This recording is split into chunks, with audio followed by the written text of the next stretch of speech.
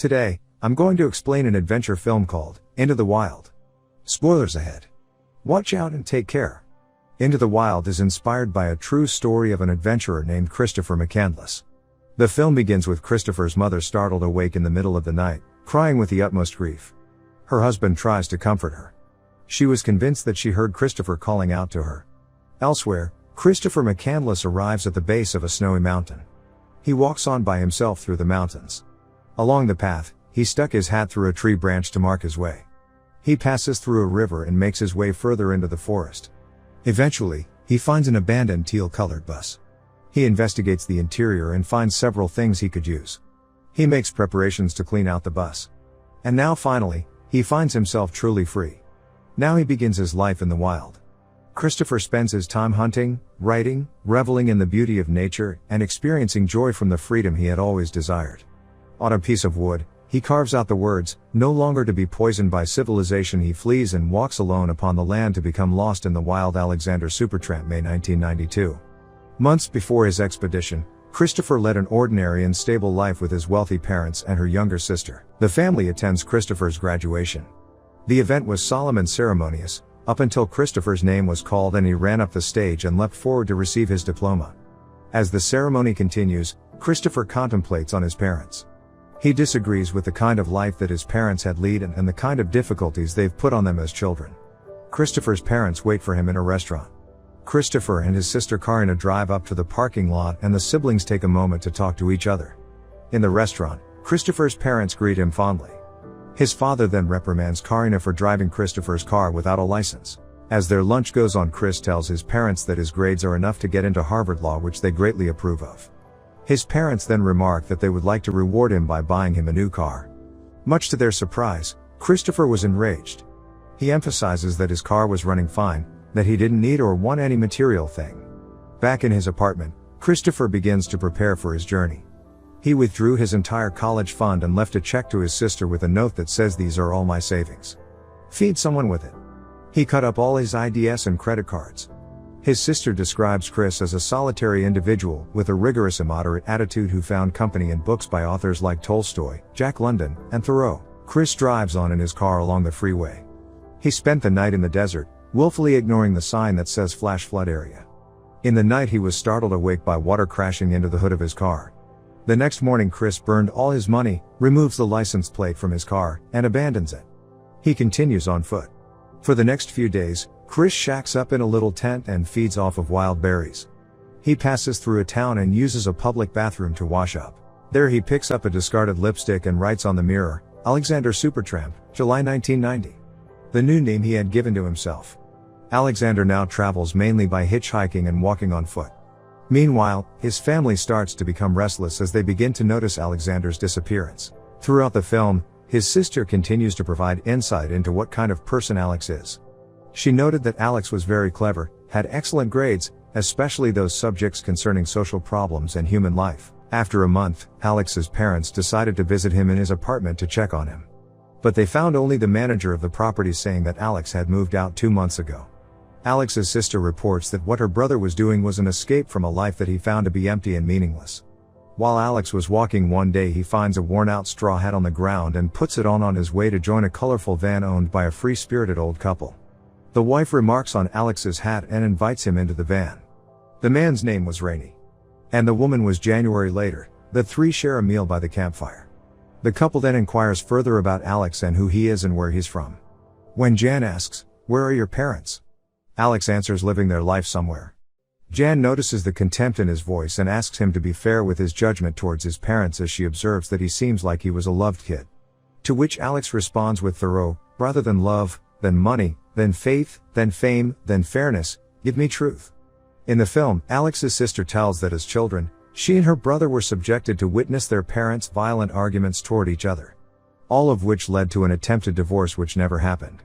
She then reports that the arguments and the unrest never stopped within their family and it affected both of them greatly. On a beach, Rainey sits by a cluster of elevated rocks. Alex comes by with plenty of firewood that he'd collected. Rainey watches Jan from the distance, who was walking down along the shoreline. He tells Alex that they've been experiencing difficulties in their marriage. When asked whether he understood what he was trying to say, Rainey was surprised to hear Alex respond, Some people feel like they don't deserve love. They walk quietly into empty spaces trying to close the gap to the past.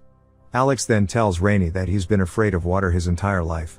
Alex runs off to join Jan and together they swam and jumped and dove into the waves.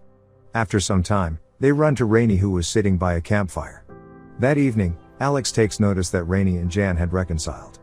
The following morning, the couple went out of the tent to find Alex gone with the words "thank you, Jan" and "Rainey" written on the sand. In a pained voice, Jan tells Rainey that Alex reminded her of her son. In the present time, Alex grows weary and hungry in his teal-colored bus. Animals are hard to come by and there are no plants to eat because it is wintertime. He is rationing a bag of rice which is his only remaining food. He tries his best to motivate himself and stay strong. Alex adds a notch to his belt, a sign of his increasing starvation. Months before his days in the bus, Alex began working on a farm with a cheerful and boisterous man named Wayne. Alex now spends most of his days working on the farm and spending time with Wayne and his friends. One night, Wayne and Alex hang around in a bar. Alex wonders where he could get books about hunting and preserving meat. Wayne advises him to speak with his friend Kevin, who was an expert on hunting. Wayne then discovers that Alex intends to go to Alaska to be, as he puts it, in the wild. Wayne becomes excited about this idea as well. Alex then explains how he doesn't understand why people are bad to each other. When Wayne asks which people Alex is referring to, Alex replies parents, hypocrites, politicians, pricks. Wayne then realizes how far Alex is taking his ideals and advises him not to get too deep into it. Alex's parents have started to be more active in their search. Alex, on the other hand, is still spending his days with Wayne, learning more about hunting from Kevin and working at the farm. That is until a group of policemen arrived and arrested Wayne. Before he is forced into the car, he looks towards Alex and tells him he can work for him anytime he wants after he is out from jail. He advised him one last time not to head for Alaska during the winter. Alex continues on his journey and leaves the farm. Alex, now equipped with a small boat and a paddle, proceeds to travel by boat down a river. He stares at the flow of the rushing waters intently and pushes himself forward to accomplish the task despite his fear. He braves through the river and after successfully clears it. He continues down the river to find a young Danish couple dancing to the radio. They invite him over to eat. The Danish man introduces himself as Mads and the woman introduced herself as Sonia. Mads and Sonia were impressed that he had cleared the rapids. They exchange stories and Mads informs him he could take his kayak straight towards Mexico. Their meeting was interrupted when Alex heard the siren of the river patrol that was after him. So he took his kayak and moved forward. He continued in his boat, moving through different places. He writes a letter to Wayne telling him of his life. Later on, Alex arrives in Mexico. In a few days, he finds himself at the border, being confronted by the police. Alex sneaks out and boards a moving train. Alex jumps off of the train around California. He walks through the city feeling lost. He enlists a locker to store his items in a shelter. At night he proceeds to walk through the streets of California alone, feeling even more disenchanted by modern life. He looks through a bar window and sees a dignified man in a suit and sees what he could have been if he had chosen to live the life his parents wanted for him. This vision caused him to storm out of the shelter and take his things to go on the road once again. Days later, he's on board another train. During the night the train stops, and a man punches him in the face and pulls him out of the train car. He beats him and pins him to the ground. The man warns Alex never to illegally board his train again. In the present time, spring has sprung in Alaska and Alex is hunting, fishing, and eating enough once again. Some days he goes hiking. He's managed to build himself a shower from a bucket punched with holes. He's become accustomed now to life in the wild. In one instance in Alaska, Alex had shot an elk. He rushes to his teal-colored bus, remembering Kevin's advice that game should be cleaned and cut off quickly before it rots. Alex tries his best to skin the elk and preserve the meat. After he was done, he washed his hands in the river and made an enclosure to store and cook the elk meat. Flies are everywhere and Alex struggles to keep the flies away in time. While cooking the meat, Alex reenacts a scene from when he was young. He and his dad were lighting a barbecue and eventually, his parents ended up arguing and shouting at each other. The next day flies and maggots permeate the elk meat. Devastated, Alex screams in frustration. As he sat sulking in his loss, he watched as a pack of wolves came and devoured the rotten scraps of meat. He then wrote in his journal, "Shot the moose. One of the greatest tragedies of my life." Jan lay down in their van with her dog Sunny. Suddenly, little Sunny leapt up and rushed out the door. Jan followed and was quickly taken aback when she saw Alex's pack on her front door. Alex surprised Jan and gave her a hug. They were in Slab City, a place where people like Rainey and Jan gather to spend time together. Rainey, Jan, and Alex attend the local performances at the heart of the camp. A girl by the name of Tracy comes up on stage and sings with her guitar. Alex's gaze fixed intently on her, absolutely captivated, and Rainey and Jan took notice. The next day Alex and Rainey are sitting down selling books in front of the van. Rainey tells Alex that his and Jan's relationship is doing well, which leads Rainey to mention to Alex that he should introduce himself to Tracy, who was across from them on another van, playing the guitar. Tracy catches Alex looking and walks over to him. She asks if they're selling the books and they begin talking.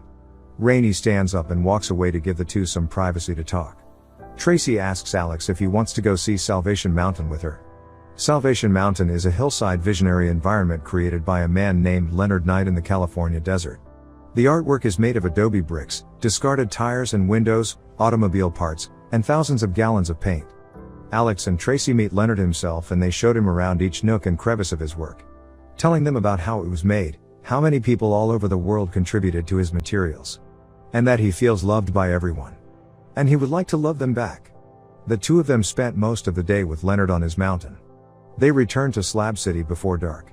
Tracy and Rainey prepare dinner while Alex and Jan sit by the van. Jan begins to tell Alex about his son Reno. When Reno was a teenager, about to be a young adult, he left Jan and hasn't contacted her in 2 years. As Jan told all of this to Alex, she tries to make him understand what she was feeling and that it might be what Alex's parents are feeling now that he left. Jan asks Alex if his parents know where he is. One afternoon, Alex continues his calisthenics routine. He's doing sit-ups and Rainey is helping him. Tracy looks over and watches Alex. Rainey remarks that Tracy wants Alex intimately. Rainey talks about Alex's discussion with Jan about Reno. Rainey tells him children can sometimes be harsh when it comes to their parents and asks him if he plans on seeing his own parents. Alex responds that he is only focused on getting to Alaska and gets up and walks towards Tracy's van. In the van, Alex is surprised to see Tracy with only her underwear and top on. Tracy tells Alex that her parents aren't home. Alex rejects Tracy's advances and instead suggests that they play a song together at the local gathering that night. The next day Alex leaves and says goodbye to Tracy and Rainey. Jan gives him a lift. Before they say goodbye, Jan gives Alex the hat she promised she'd make him. In the present time in Alaska, after much reflection, Alex resolves himself to returning home, but as he walks into the clearing he had passed before, a strong river is now rushing through it. He sees Jan's hat from the distance, still lodged in the tree branch. He tries to pass through the river but the current was too strong.